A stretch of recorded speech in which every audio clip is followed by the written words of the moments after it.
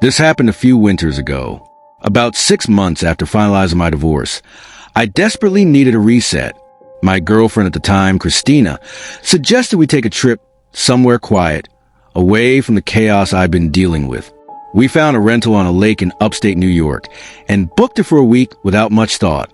The place was exactly what I wanted. A modern but cozy house sitting right on the lake, surrounded by woods, with only a few other properties scattered along the shoreline. Most of them were empty. It wasn't peak season for lakefront living, and I welcomed the solitude. I wanted to be as far from civilization as possible. The host wasn't going to be there, but he left detailed instructions on where to find the keys and some basic information about the house. Just standard Airbnb stuff. We arrived in the morning, and when we got there, a small package was sitting on the front steps, waiting for us. There was no return address, just a handwritten note that read, "Enjoy your stay. Make sure to stay warm." That part was cute, but inside the package was a tiny box of matches. Odd, but harmless enough. Christina laughed and joked about how upstate folks were always a little weird, and that was that. The next 2 days were exactly what we wanted. Long hikes through the snow, hot drinks by the fireplace, and total peace and quiet. Snow had been falling steadily since our arrival. Not quite a blizzard since there wasn't much wind, but enough to make the landscape feel untouched. It was perfect. The house layout was simple. The master bedroom where we slept was on the second floor. Massive windows across from the bed overlooked the lake, and a skylight above let us fall asleep to the sight of drifting snowflakes. It was peaceful until the third night. Sometime after midnight, I woke up to a sound. It was faint, barely audible over the wind and falling snow. At first, I focused on the storm. The snowfall had gotten significantly heavier since I'd fallen asleep. The landscape outside had turned into a near whiteout. But then I concentrated on the noise, realizing it was different from the natural sounds of the wilderness. It was mechanical, man-made. Careful not to wake Christina, I slipped out of bed and approached the window. What I saw made me freeze. A snowmobile moving slowly across the ice. It wasn't the most abnormal thing. People drive snowmobiles on frozen lakes all the time, but I was confused by how late it was. The driver moved cautiously, as if uncertain about the ice's strength. Then, suddenly, they stopped. I watched as the figure climbed off and began waving frantically, as if in distress. Though visibility was poor, I could tell they were facing our house. How could they possibly know we were here? I woke Christina and told her what I saw. Then I threw on my coat, went downstairs, and stepped outside onto the deck. The cold was biting, even through my layers. As soon as I opened the door, I heard a woman's voice. "Oh, thank God. Someone's there. Please help." She sounded desperate. I lost my little boy somewhere in the storm. My stomach twisted. If there was a child out there, he wouldn't last long in this weather. I laced up my boots, told Christina to stay inside, and started toward the lake. As I got closer, I saw her more clearly. She was bundled in a thick coat, her hair pulled back in a tight braid. The ice beneath my boots was solid, reassuring me that her child couldn't have fallen through. But something about her story didn't sit right. "He ran away from home," she said as I approached. "I've been searching for hours. Please help me find him." I expected her to say something else, that he fell off her snowmobile or she lost track of him, but her words felt off. How did she not notice him falling? How far could a child even run in a storm like this? Then she asked something that made my blood run cold. "You still got those matches?" For a moment, I had no idea what she meant. Then it clicked. The matches from the package. She had left them, not our host. Before I could react, she reached into her coat and pulled out a gun. "Give me your wallet and phone. Now!" I had no choice. I handed them over, my mind racing. She grabbed the man without another word, climbed back onto the snowmobile, and disappeared into the whiteout. I turned and ran toward the house, shouting for Christina to call the police.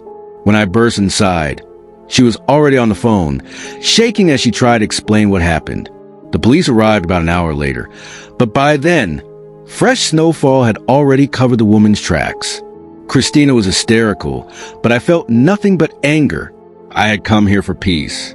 The police found an old boat ramp on the far side of the lake. Their best guess? That's where she came from. But beyond that, there wasn't much they could do. Any evidence was buried under fresh snow. With Christina's help, I tried tracking my phone, but it was already offline. The one good thing? The Airbnb host refunded our entire stay. He sounded genuinely shocked when I told him what happened, and swore he hadn't left any welcome package. That part still doesn't sit right with me. How did she know we'd be there? And why go to such lengths just for a simple robbery? It didn't add up. For a long time, I had a nagging feeling my ex-wife was somehow involved. It was an irrational thought, but I couldn't shake it. I could just imagine her laughing at my expense. Over time, I've accepted how unlikely that is. Still, none of it makes sense.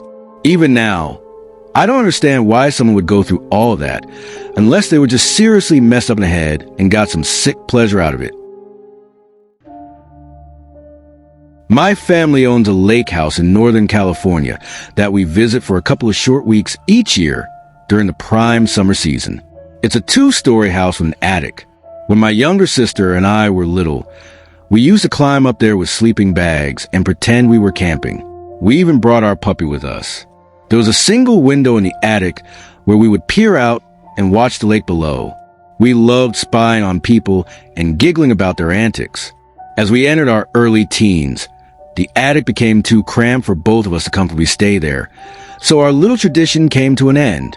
Looking back, it was a bit sad, but everyone has to grow up eventually. After our grandparents passed away, my parents inherited a lot of their furniture. While we found space for the larger pieces, the attic ended up packed with the smaller hand-me-down items. My parents couldn't bear to get rid of anything. These were the last remnants of my Nana and Pop. It was bittersweet, but there was some comfort in knowing their cherished possessions were still with us, watching over the home and away. That period truly marked the end of my childhood, and I think my sister would agree.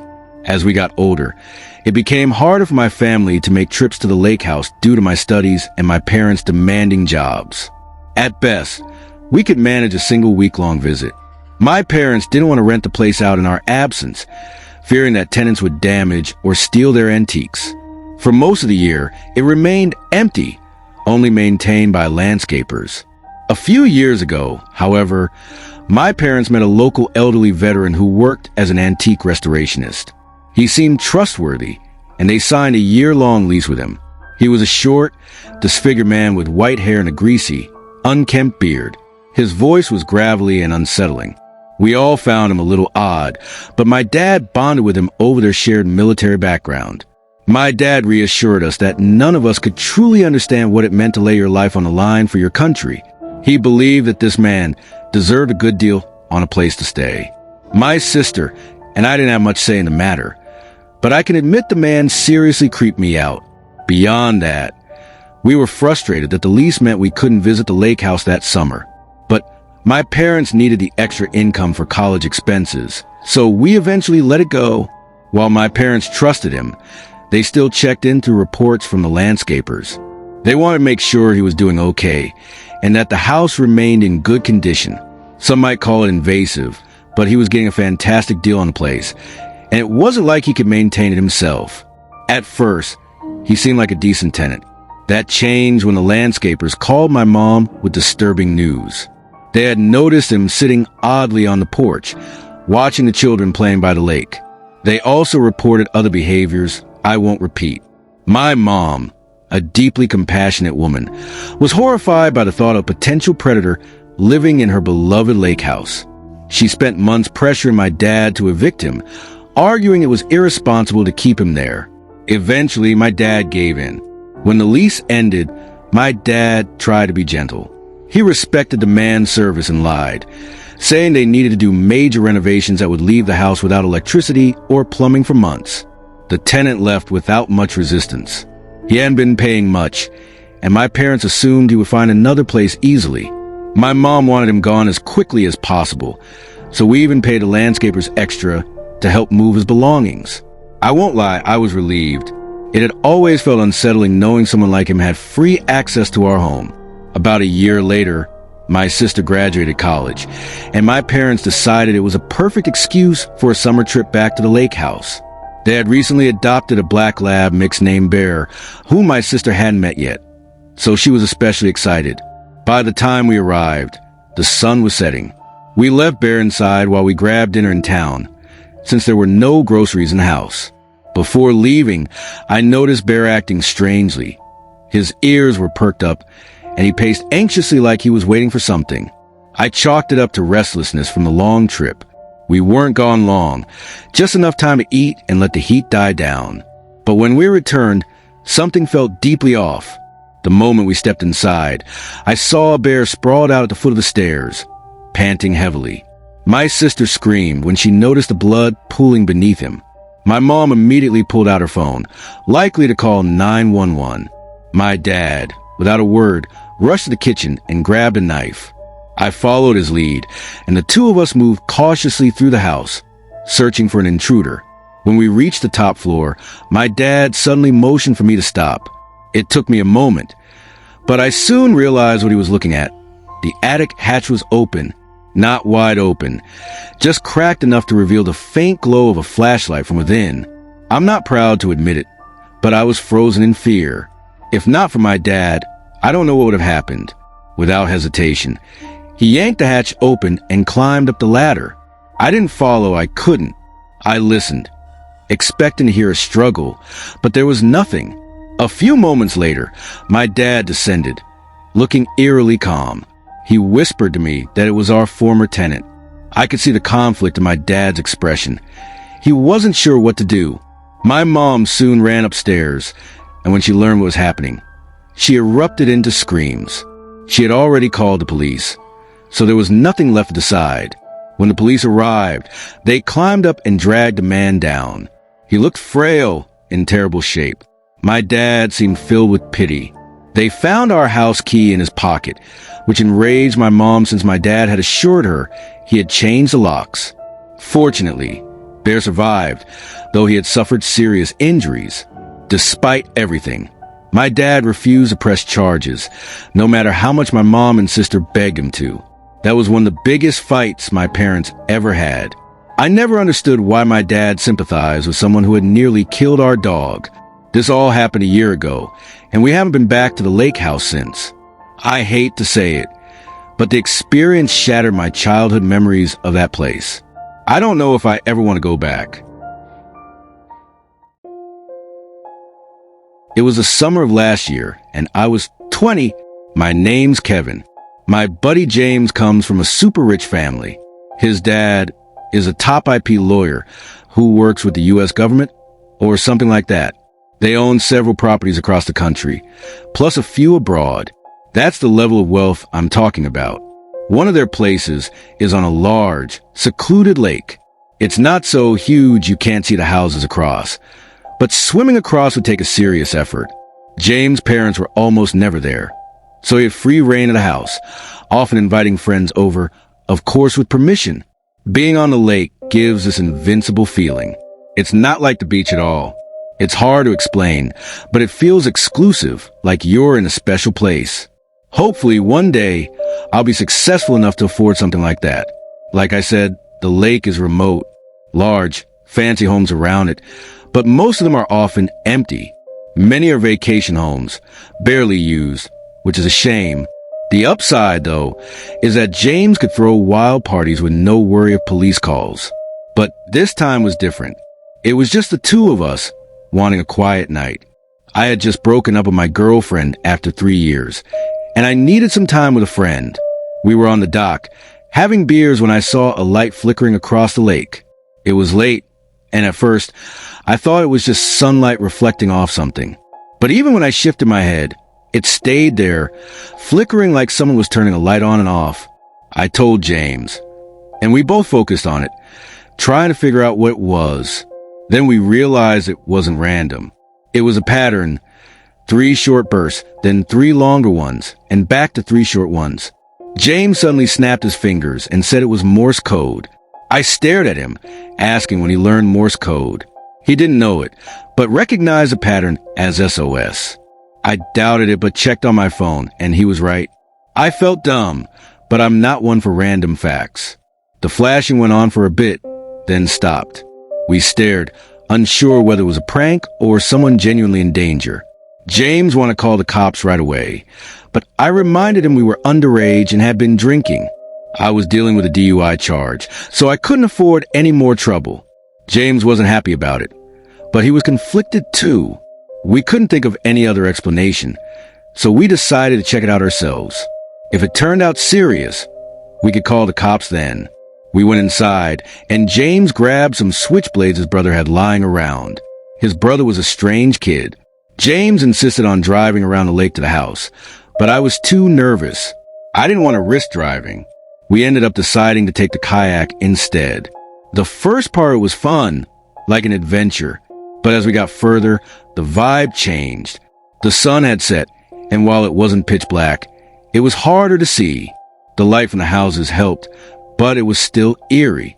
When we got close to the house, we could tell it wasn't taken care of. The dock was half submerged in the water.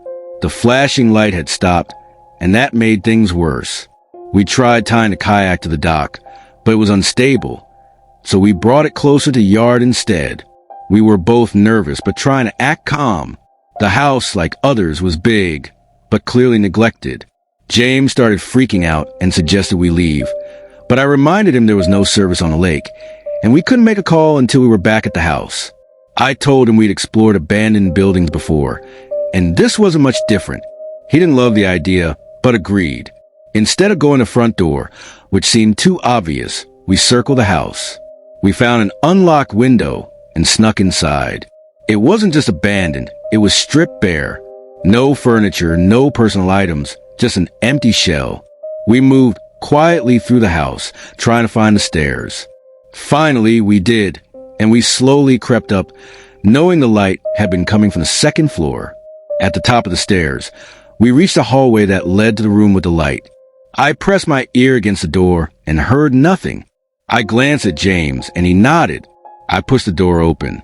Inside, there was nothing but a projector by the window. My heart raced as I realized it had been set up deliberately. This was a trap. James must have figured it out too, because he bolted toward the stairs, not even trying to be quiet. I followed him without hesitation. We raced down the stairs, and I heard a door open and footsteps behind us. We didn't stop until we reached the window, and James jumped out first. I followed, but the lake was freezing. I couldn't feel my limbs, but we kept swimming. The light from James' house seemed miles away, but we made it. When we finally reached the dock, I thought I was going to pass out from the cold. We rushed inside, locked the doors, and called the police. It took almost an hour for them to arrive. They went across the lake to check out the house, but came back saying there was nothing. The house had been abandoned for years. No signs of anyone, no footprints, nothing. They weren't happy we didn't call them sooner. James' parents were furious, and I was never invited back to the lake house. James said his parents were even threatening to sue the town for letting something like this happen.